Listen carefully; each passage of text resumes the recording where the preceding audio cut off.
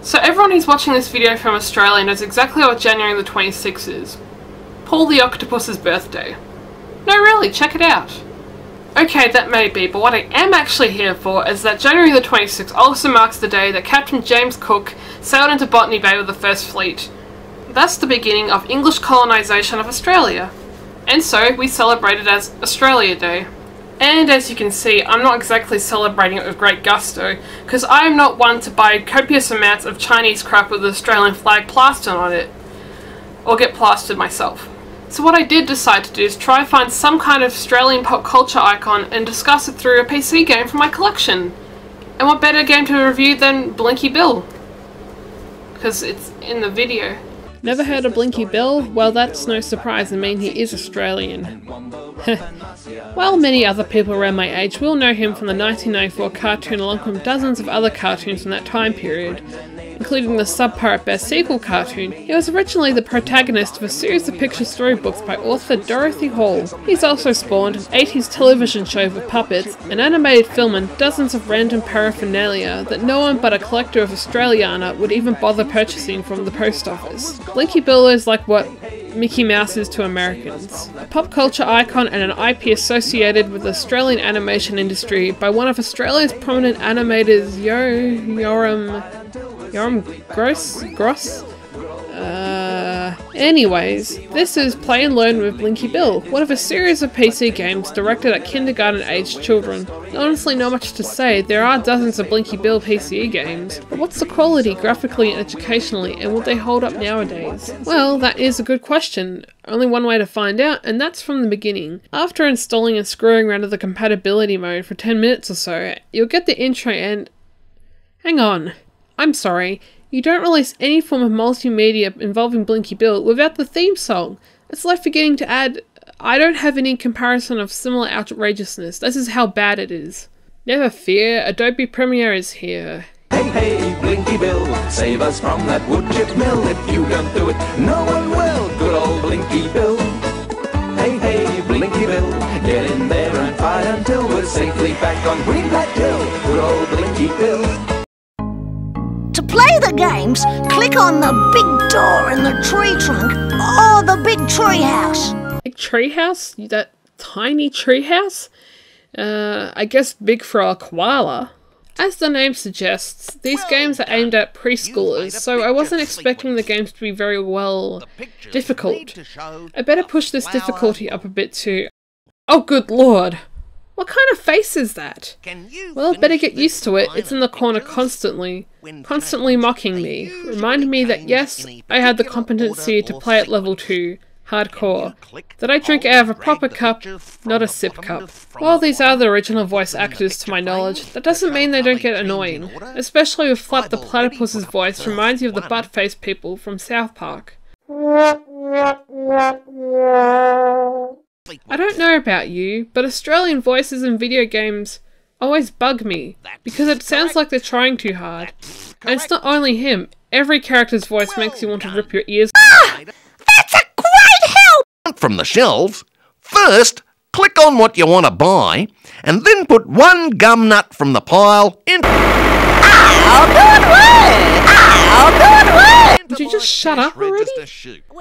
Fortunately, there are a wide variety of activities for children and they're pretty average. Card matching, shapes, weather, counting, cleaning up after others. The idea is to collect jigsaw puzzle pieces for each activity because that's the thing though, there isn't really a plot or a goal, and that defeats the purpose of even trying half the time. The real problem is that even for a 4-year-old, the games are boring. No, I don't rag on the games as a 17-year-old, but looking back at what 4-year-old me would find fun, this is not. I suppose this would be a good time to go through a few of these games in order to prove my point. In this game, you click on a food dish that you'd like to make, then go through a series of steps to make it, in order to teach instructions and order.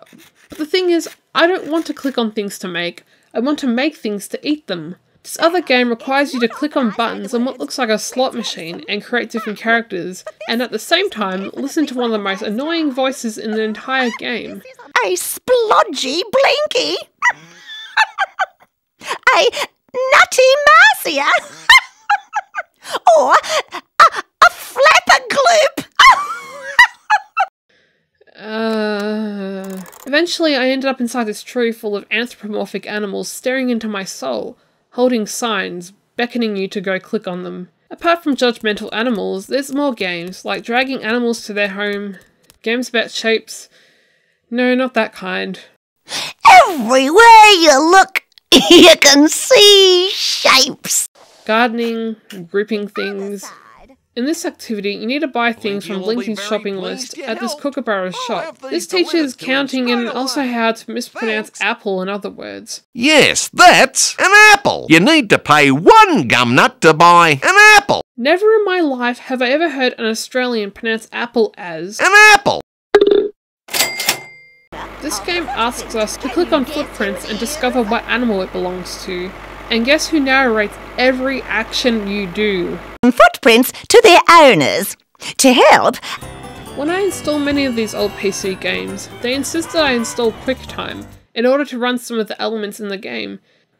Unfortunately, 90s games don't tend to work well with newer systems at times, and as such, QuickTime freaked out in this Emotions game. Clicking a Wombo the Wombat, and there's this game where you have to draw links from each occupation to an object they may use in that occupation, teaching... Yes. What does it teach? Well, I do know it can teach association, but what do these games intend to teach? Supposedly, these games are designed to complement the then-current curriculum for Australian kindergartens. But why does a kindergarten need a curriculum? All I remember was trying to escape by digging to China in the dirt pit and getting angry at some girl for using my bag hook. Click on this bridge and you'll find a progress chart for each area in the game and what topics it covers and non-gender stereotyping? Social awareness? Social skills? Don't get me wrong, I'm a thorough believer of defying conventional gender roles, but a child isn't going to learn that Nazi the koala can too be a rock star from a game that urges you to pay for your bananas with gum nuts. All this comes off as is a company trying to glorify their PC game.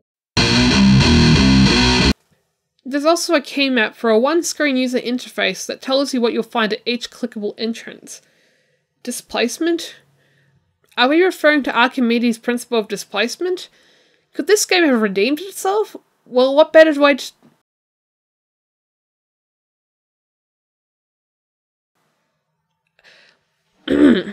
So, it seems you need to click on each of these juveniles and have them slide into the bath, demonstrating Archimedes' principle of displacement.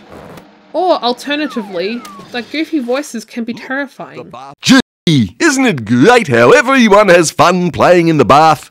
Besides being unnerving, it doesn't even make sense. Look, there isn't even enough water to allow it to rise and eventually continuously float out of the half tub.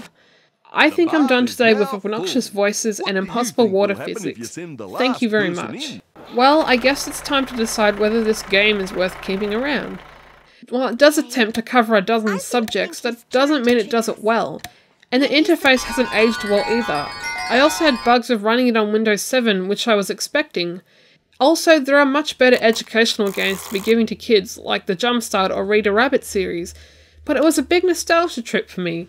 Being someone who watched the series as a kid, unlike the Magic School Bus that I reviewed last month, this hasn't aged very well.